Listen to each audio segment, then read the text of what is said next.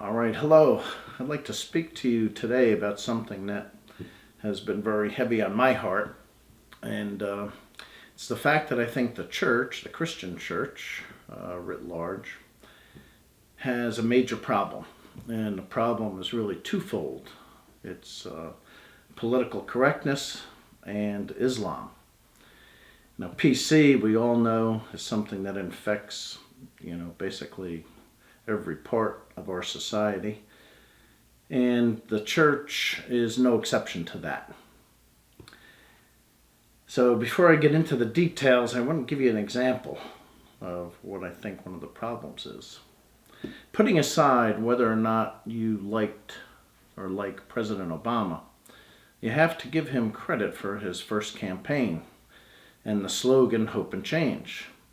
So hope and change was never really defined. It was really left up to the listener. In the fall of '08, there would be change. People were desperate. I needed some sort of inspiration of hope because I was at a point of my life where I was hopeless. This was the moment when the rise of the ocean began to slow. And to the listener, especially the low information voters, well, basically they could say hope and change means a lot of different things. Essentially, everybody wants to have hope for the future. And I'd say there's very few people who don't think that something about our government or our society has to change. So it was very clever, and I think it worked very well. We have a similar problem, I think, with what I'll call the love gospel. Personally, I've never heard love defined in a sermon. So it's left up to the listener again. So what does that mean? Does love mean that you should overlook anything that's bad? That you should never say that something someone is doing is bad? Does it mean you should be friends with everyone? Does it mean you should enable them? You should affirm them? Exactly what does it mean? And I've noticed that basically all the descriptions of love I've seen and experienced.